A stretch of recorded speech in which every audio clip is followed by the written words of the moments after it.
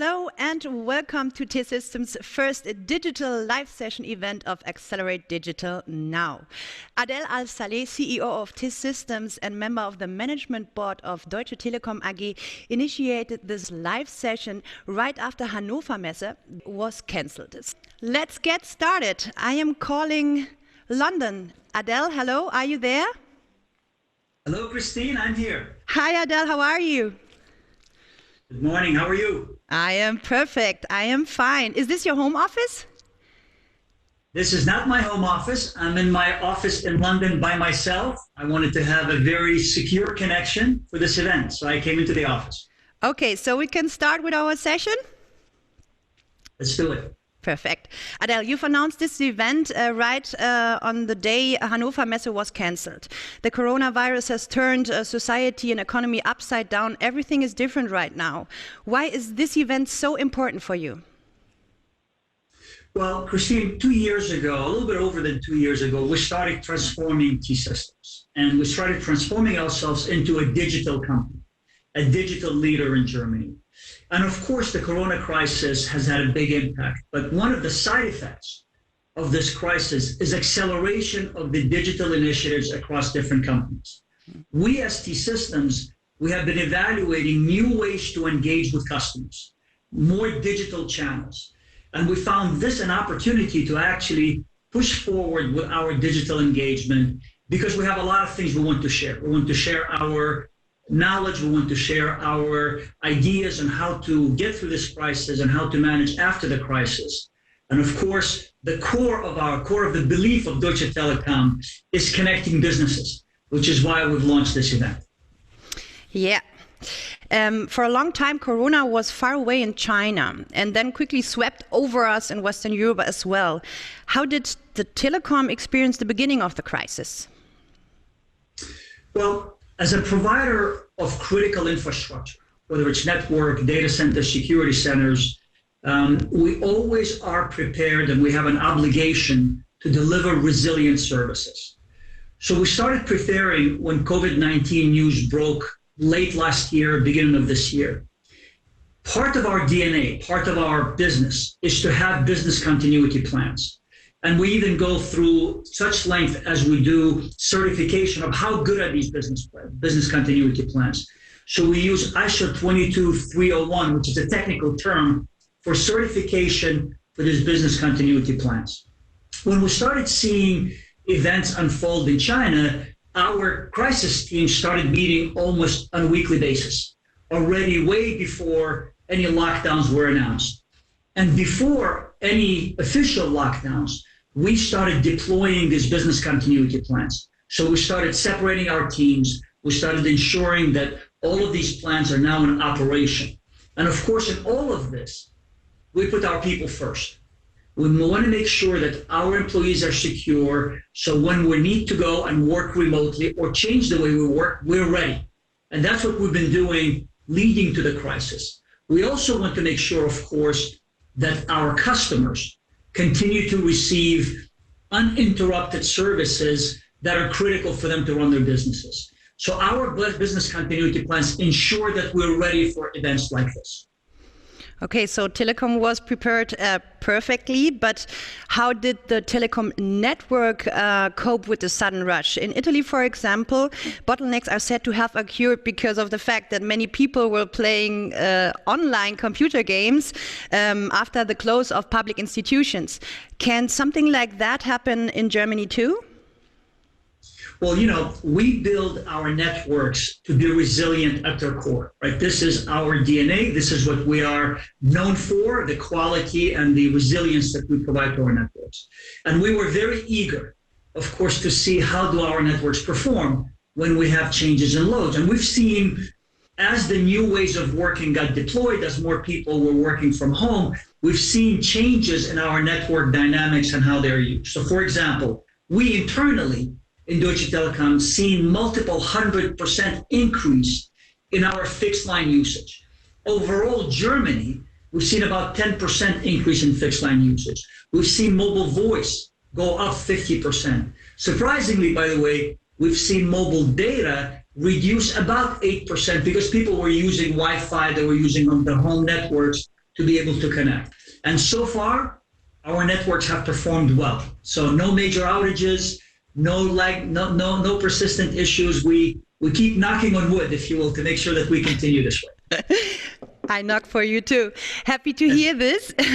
But it seems that the rest of the world is not stable at the moment. The economy has been in a state of emergency for the last 5 weeks now. In March alone, new passenger car registrations fell by 38% compared to the previous month. Important supply chains are breaking down in every industry. Many are talking about the end of globalization as we used to know it. But there are also some creative ideas coming up right now. The platform, for example, Support Your Local, on which small shops and restaurants can offer vouchers that can be bought right now during the crisis and redeemed later, maybe after the lockdown is over. So almost everyone is thinking about new ways to engage with the client or with the customer. I have the impression that the world is just learning that things can be done easier and faster. What do you think, Adel? Well, Christine, you're right. The economic impacts of this crisis are unprecedented, right? Nobody who is alive today can say, well, we've seen something like this in the past. We're all learning through this. But one of the things we've seen is this really dramatic increase in agility.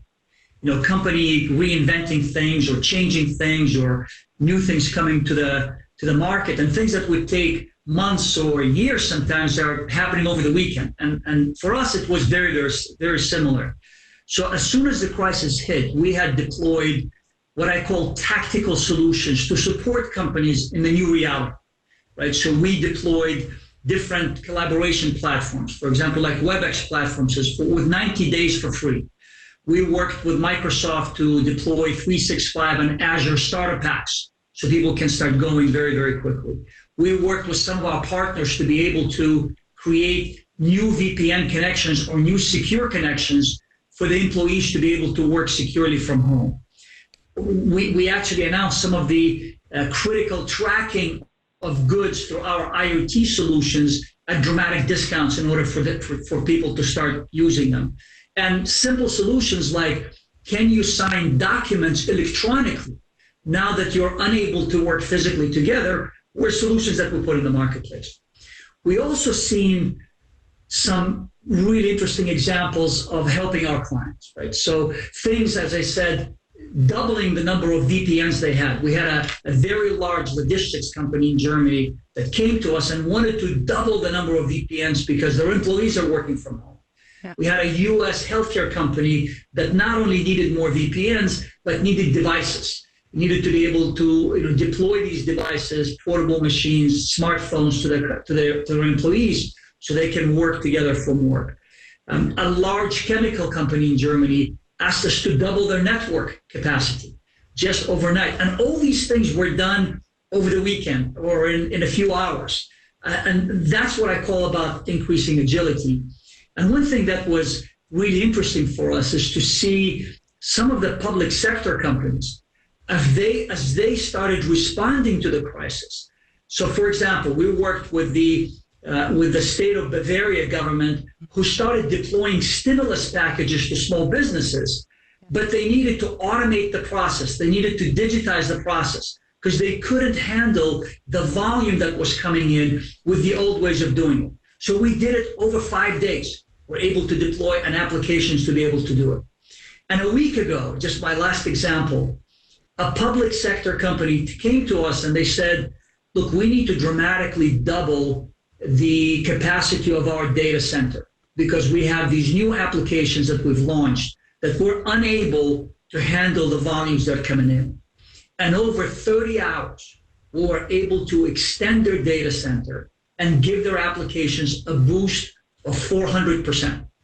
And today, Christine, I am announcing that we're making our public cloud capacity available to all of the R&D institutions in Germany or anywhere in the world who need that compute capacity.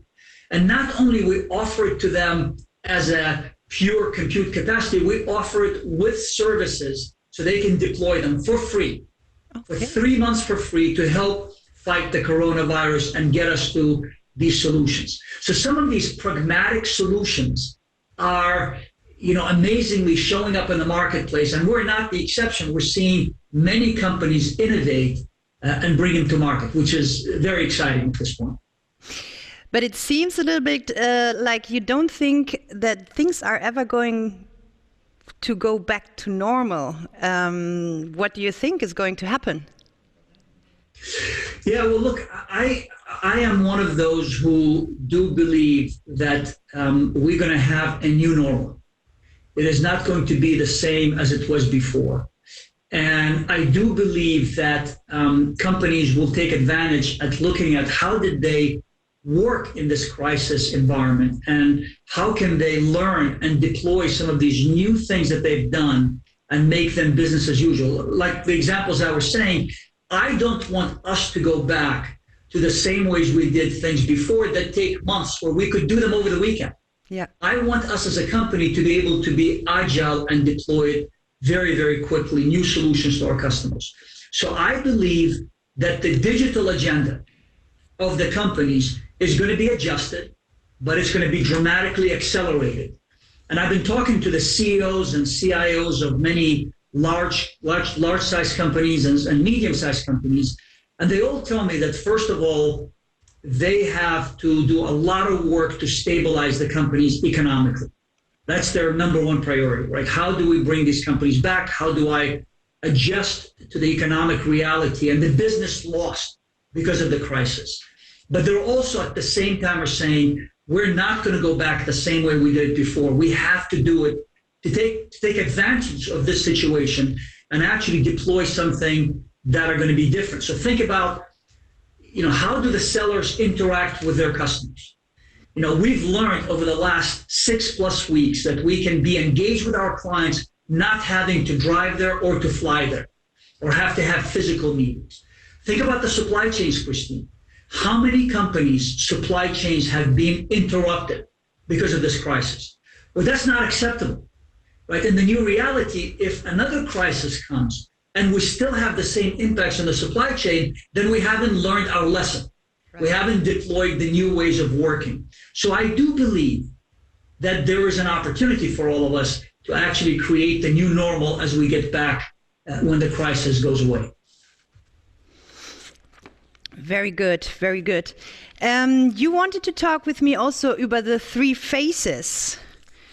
Yes, thank you for reminding me, Christine. Yeah. So I believe that there are naturally 3 phases that the company goes through in these kind of crises. And we as a company have gone through it as well, right? So first, how do I secure current operations? And I gave examples of, getting more VPNs, creating the new way of working for our employees, engaging differently with our customers. Second is around adjusting to the new reality. So this is a phase where you need to recognize things are different and you have to now move the business in a direction that can prosper and recover very quickly in this new reality that's upon us. And this is taking cost out. This is about creating more agility. This is about introducing new automation, et cetera, to create the financial stability back in the company. Yeah. And the third phase is what we call Accelerate Digital Now, which is the title of our event. This is about accelerating your digital agendas to make sure that you are now ready to drive business in a new way going forward. Now, Adel, it's time for your final remarks before we say goodbye. I really enjoyed talking to you, and thank you very much for making Accelerate Digital Now possible. Well, Christine, thank you for navigating the event and helping me through this. I want to repeat some of our messages. So first of all, we are living in a terrible situation, right? The spread of coronavirus has been a tragic humanity situation, and we all have to get through it. But what I would like to emphasize is we will get through it. Do not let the situation get you down. I look at the situations as an exceptional opportunity, right? No question about it, it will be difficult times for us. But these kind of situations allow disruptors to be available. They challenge the old norms. They accelerate what we could do. They teach us new way of doing things. And that's what we need to take advantage of. And one thing you should take away, if there's only one thing you take away from this discussion, is just three phases, right? Which is securing your operations today, adjusting to the new reality, and accelerating digital now. And you should think about where are you as a company and how do you actually get through it. And of course, all of these describe what companies need to do. And we also offer you ideas on how to do it. And with that, Christine, back to you. Thank you very much. Stay healthy, stay fit, and I look forward to seeing you soon. Thank you very much. It was a pleasure for me, and stay healthy too. Bye-bye. Bye-bye, Adel. Thank you. Bye.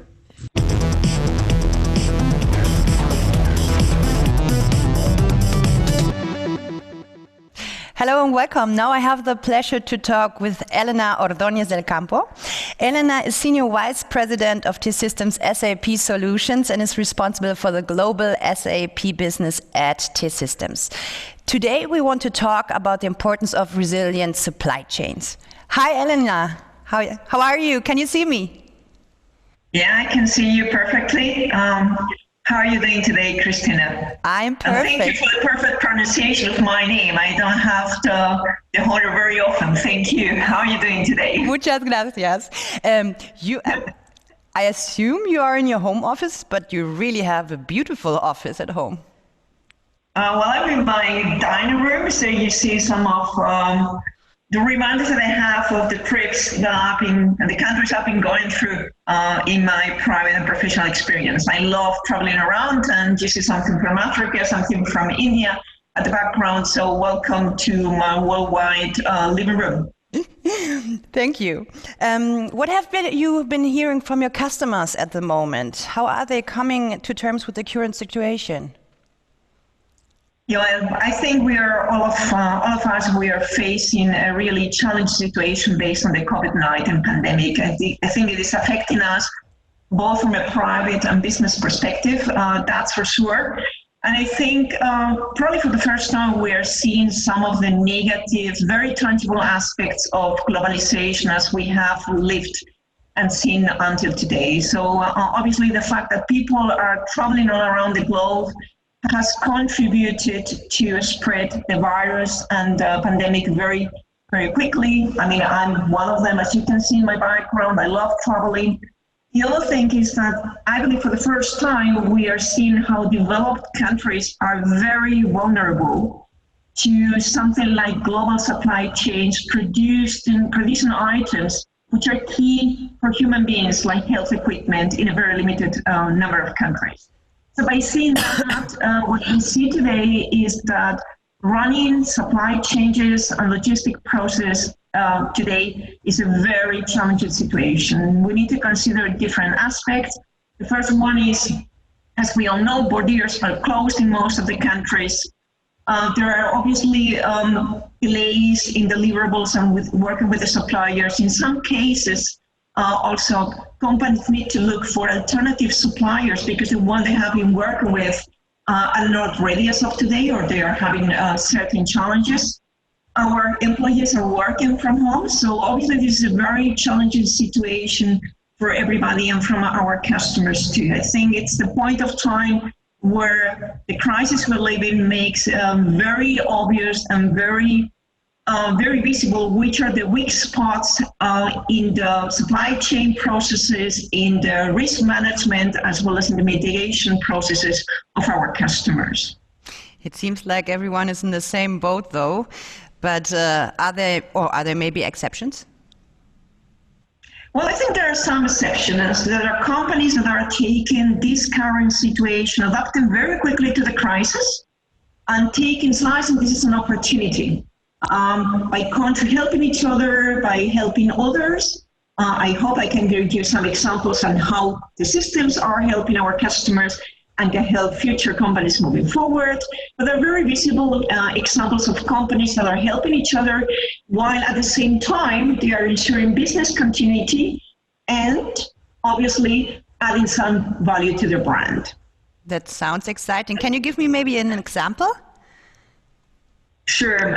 Maybe I would like to take one example of my home country, and that is the fashion retailer Inditex that you probably all know. It owns brands like Zara that we see probably in all major cities around the globe. So one of the things that has contributed, it is essential to Inditex success, is the fact that they have a very highly adaptable supply chain worldwide, as well as logistic process. It's been key to their success, and they are in a position to change all the clothing designs within 2 weeks worldwide. That means, obviously, they need to have full transparency on what is being sold well, where it's being sold well, and how this can be quickly adapted. And actually, what Inditex has been doing is they're using their logistic process by helping the Spanish government, and we know that the situation in Spain is very critical, and it's still very critical at this moment, but they are bringing medical equipment from China using their logistic process, helping the Spanish government to fight the COVID-19 pandemic. At the same time, they have adapted a whole supply chain and processes while they are producing medical equipment, so medical masks, hospital gowns, both for patients as well as also for doctors and people working in hospitals. So I think this is a very good example how safeguarding business continuity is largely dependent on resilience in risky scenarios like the one that we're facing. And there are companies that are taking that crisis as an opportunity to help others, to ensure business continuity, as well as add value to the brand. Yes, makes sense. But why is this so important exactly right now in this current situation? Well, among our customers, we have companies that produces 3.5 barrels of oil a day. Another one assembles 1.5 million vehicles a year. So being said that, they need to react very quickly and in a very flexible way when circumstances and markets suddenly change. And I think the key question is what are the business challenges that companies are now facing, and how technology and obviously T-Systems can help customers moving forward. I think the first priority for everybody at this point of time is ensuring business continuity. And the situation, the crisis we're living makes it very obvious for everybody. But even if we take a look at studies from the Association of Supply Chain Management, Procurement and Logistics, they are stated that 77% of the companies, they have a severe disturbance at least once a year, and 37% they have at least 5 severe disturbances a year. Now, how can the systems help? And we are helping our customers. Now, getting back to our footprint, we are the biggest ACP hosting provider worldwide by number of users. That being said, that we can help our customers to optimize the ACP landscapes and run it in a risk-free way, in a risky environment, by using our zero outage, that means no disturbances at all, our zero outage methodology. At the same time, we also offer customers to use the right platform for their lines of business, the right operational model, the right data storage for them, so that we can offer the right flexibility, whether we're talking about a private cloud environment, for example, using the innovation of our future cloud infrastructure platform, or a public cloud one. One example could be Deutsche Telekom's Open Telecom Cloud, but obviously we're also integrating hyperscalers like Microsoft Azure or AWS into the platform of our companies or of our customers by bringing that maximal value and the maximal flexibility without a vendor lock-in. How are we able to do that? And I think this is key. This has been key to our success in the last 25 years of experience that we have. We have highly automatic processes based on standards with IP and assets that have grown with the time. And being said that, we reduce the number of human interactions, very highly automated, and help run the ACP landscapes to our customers risk-free in a very risky environment as we have today. I think the second priority that most of our customers had is not only to ensure business continuity, we've mentioned that, but also is to reduce costs and dependency on their own resources. We are all taking a look at the fact that supply chains are being stopped. That contributes in some of the cases to losing revenue, losing business, a bad reputation.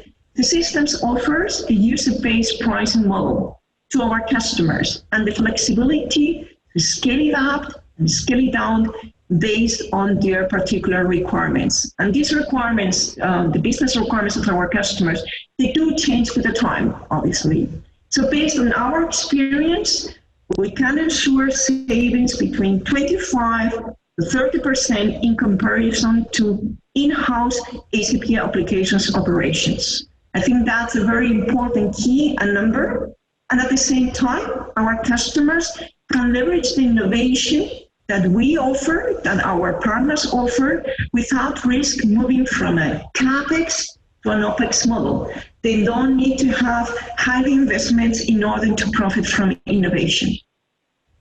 At the same time, our customers can leverage the experience, whether we're talking about business processes, ACP consulting, application management, or also ACP applications operations of our 4,000 experts worldwide.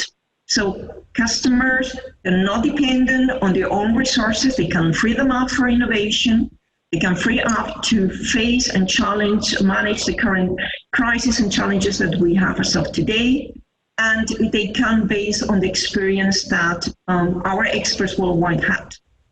And we run everything on customer satisfaction. So one of the promises that we have in the market is if customers are not satisfied with the services that we are offering on ACP, again, from consulting through application management to applications operations in a multi-cloud environment, they can quit the services anytime. I think the third business imperative that customers do have nowadays and companies do have nowadays is the fact that they need to adapt to the new reality. I think there are some aspects of the current crisis that we're living that will stay here. Fortunately or unfortunately, but they're here to stay. Let's get back to the global supply chain. I think customers will be challenged to reduce dependency on a limited number of countries, especially for essential goods, like could be medical equipment. Maybe they even need to reallocate certain supply chains nearshore. We've been trying to offshore a lot of the capabilities worldwide. Every company has been trying to do that in order to reduce costs. Whatever the case, customers would need to have full transparency on their supply chains and logistic process. Leverage new digital technologies, like could be IoT, like could be big data, blockchains, and obviously also the almost 50 years business process experience of our partner ACP and everything embedded in the ACP S/4HANA solution, the new business suite of ACP, which obviously has not only their experience built in, but also some capabilities like embedded analytics. So if we go back to the supply chain situation that we were talking about, some of the innovation that ACP S/4HANA brings in the supply chain management area is the fact that customers will have embedded analytics. So they have anytime a full overview of how their supply chain is doing, how their suppliers are doing, whether there are any interruptions in delivering goods to their customers.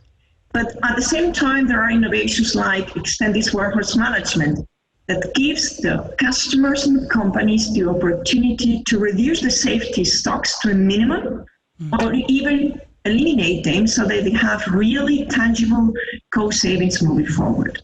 Now, the question is, how can the systems and Deutsche Telekom help customers in order to improve these global supply chains and leverage also the innovation what we're doing? Let's bring one example. One example is the cooperation that Deutsche Telekom has with ACP in the area of IoT. We are building our Internet of Things, or embracing our Internet, ACP's Internet of Things, as well as the Cloud of Things of Deutsche Telekom in a seamless way with fixed price packages, so that that information coming from sensors and from connectivity offered by Deutsche Telekom can be seamlessly integrated into the ACP business processes. If we talk about ACP S/4HANA innovation, the systems has developed its own methodology in order to accelerate the transformation into S/4HANA. This is the so-called cloudifier. And how are we doing this? We are doing it risk-free to a fixed price for us, our customers. I think this is a very important aspect moving forward. Also, we are one of the only two certified DevOps partners of ACP worldwide. That means that whatever innovation is being built into the business process of our customers, we can seamlessly integrate it into their ACP operations. I think that's important moving forward. There's a seamless integration of innovation built in the business process, where we can show which are the weakness spots, leverage new technologies, and also integrate it immediately into the multi-cloud operations of our customers for the ACP landscapes. Thank you, Elena, for giving us this overview. What I would like to know... Sorry, Christine. No, it's fine. What is your advice for enterprises who are looking to become better prepared for the next bump on the road? I think the key question at this point of time is how you can turn around the crisis. And obviously, we know we have awesome challenges like cost reduction. We need to be very cost sensitive. But how can you turn the crisis into an opportunity to become even stronger moving forward? And I think based on our lengthy experience, what we can recommend to our customers is take a look at the business processes, the current challenge that they have today, challenge the status quo. And since there is no one size fits all, we would like to get into dialogue with customers, with new companies, obviously in discussing with them how we can support them. How we can support them in, first of all, ensuring business continuity, how we can support them in reducing costs, reducing also the dependency that they have in their own people, trusted partner, which has over 25 years experience with highly automated process, use the best or take the best use of technology, cloud infrastructure, innovation built in our future cloud infrastructure or in any of the hyperscalers, and do it in such a way that is seamlessly integrated into the business process moving forward with risk-free processes, highly automated, cost reductions moving forward based on our experience. I've mentioned the 25 to 13%. We help our customers to run risk-free in an unfortunately very risky environment for all of us. Elena, thank you very, very much for this interesting talk. Thanks to Digitalization, we are still up and running. And I hope it stays like this. The new technologies. Yeah. Okay. So stay safe and healthy. And thank you that you took your time for this talk. Wish you a nice day. Thank you, everyone, who tuned in today. And please, first of all, remember, T-Systems is there to support you. Seize the opportunity out of the crisis. There is an opportunity for everybody to go out of this crisis even stronger. And please, contact our experts. Ensure business continuity, cost reduction, benefit from innovation, not with a CapEx, with an OpEx model, and do it right now. Thank you. Thank you. Bye-bye, Elena.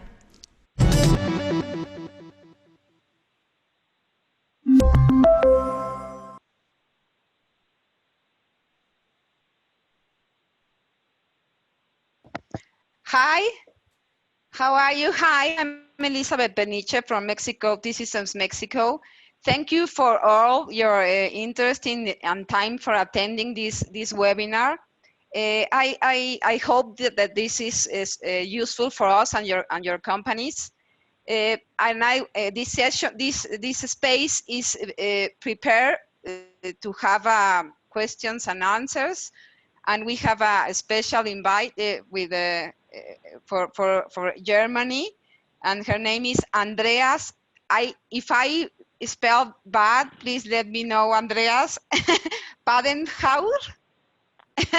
That's And perfectly it's well. the That's head of portfolio. Yeah, it's head of portfolio and partner management and SAP value consulting for T-Systems International. And Andrea has more than 24 years in experience in the SAP business. And that is going to answer the questions that you want to answer. Please, in the icon of Q&A in the Zoom application, you can ask, and Andreas, we are happy to answer you. We have the first question, Andreas. Thank you for joining us. Can you give us some hi for all the national North America, Mexico, and Brazil attendees? Sure. Yeah, so I hope you can hear me well, Elizabeth? Yeah. Can you hear me?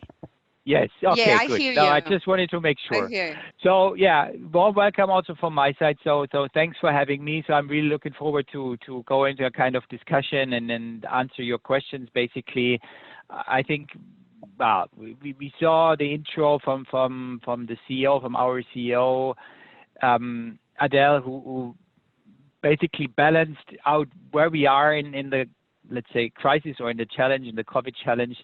I think we saw some very good hints and remarks from Elena with regards to supply chain, with basically what's important, how to respond, how to overcome the current situation, and basically arrive in the new normal. So let's follow up on that. I'm really looking forward to answer your question or have a kind of discussion. Okay, great, Andrea. If somebody want to ask in Spanish, I also can translate to Andreas. The first questions, Andrea, that we have from our attendees is, compared to pre-COVID business, what traits will companies need to demonstrate in order to be successful and we move forward? Yeah, okay. Oh, I think this relates very well back to what we heard. So what are the traits?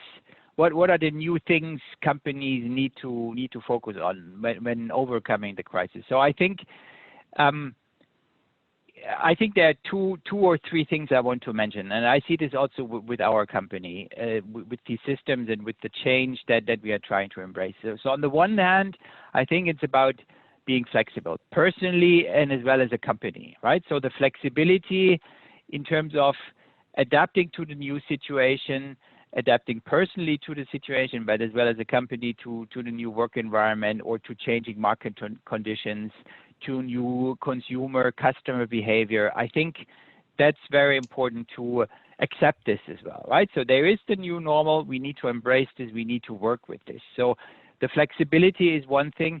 And I think I want to highlight another thing I see. Elena mentioned this in her talk. This is about basically identifying the challenges or identifying the opportunities in this overall challenge and basically responding to that.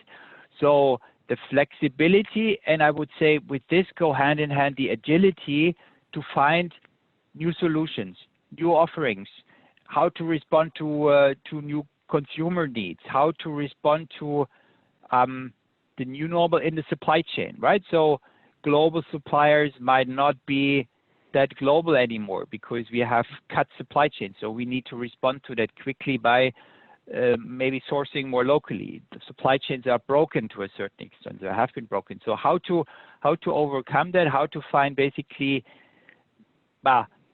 quick and adaptable solutions in this environment. So the flexibility and the agility, I think this is important now and also going forward, right? When we are hopefully beyond this peak right now. Okay, great, Andreas. Thank you, Andreas. Another question that we are having, for example, in the consumer goods industry, what are the digitization or the changes that you are thinking that we can aboard, or we can do it with our industry, because you know that is so kind of changing. No, we buy different. We buy by internet, and the stores are closed, and then when we open in Mexico, for example, are closed. And what do you recommend, for example, for shopping and for good and consumer industries for digitization? Yeah. So, so maybe as a general statement, what we saw, this was basically in Europe, but I think this is valid on a global scale or on a regional scale per country or per region as well. When I look at the SAP environments, we see running projects, and we see that at least in terms of running S4 projects, so meaning transformation projects in the SAP space, which focus on business transformation, maybe an implementation of S4, the plans are maybe prolongated, are stretched, but it's not that this is completely stopped, for example, right? So with that, we see also that digitization becomes more and more important in this context. So usually we see a kind of coupling between these two things. So what does this mean for the consumer goods industry? And I want to come back to that supply chain topic we discussed, or we've seen also in Elena's talk. I think what is important when we look at the overall supply chain approach, right? So I see there are three things that consumer goods companies, but probably this is also more generic as well, is important to look at when it comes to these topics. So the first one is about connectivity, right? So connectivity from a technical point of view, how to receive information about where the goods are, connectivity from a technical and bandwidth point of view. Elena mentioned the IoT topic.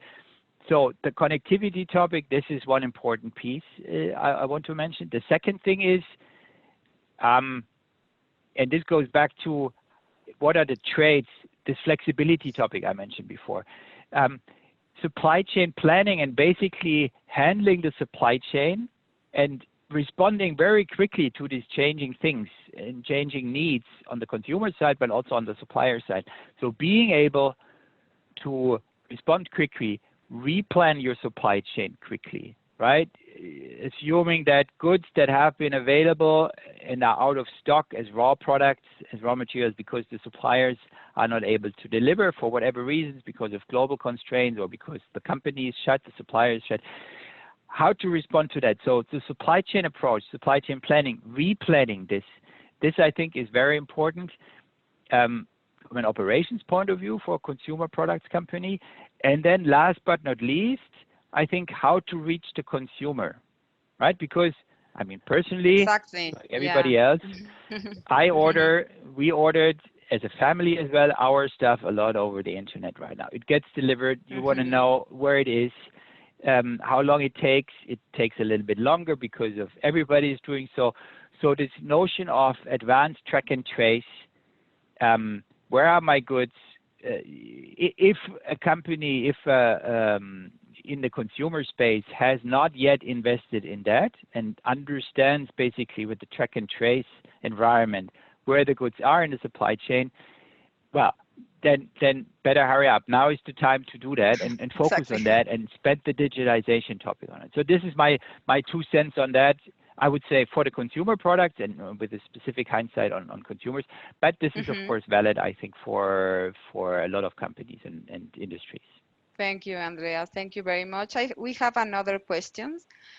How Deutsche Telekom see all digital transformation on persons and the lives in the living beyond in the future? Do you have some idea? So I think, I mean, there is, right? I think we need to distinguish between T-Systems here. And Deutsche Telekom is, of course, basically the connectivity company, right? I mean, we provide connectivity. We never stop. We don't stop until everyone is connected, basically. So exactly. I think the importance of this buzzword, I call it, or the slogan, has become even more important because we need this connectivity. We need the instant access to bandwidth, to data, to how to order stuff via the internet, even more, or even in a broader sense. So I think the impact on the end person or consumer, or on the families and so on, this is, I think, very well, we as a company, as a Deutsche Telekom company, we are aware that this plays a very important role. We doubled, for example, the volume of the mobile phone contracts, right, per month. We doubled that, for example, in the hot time of the crisis for each user of a mobile phone contract.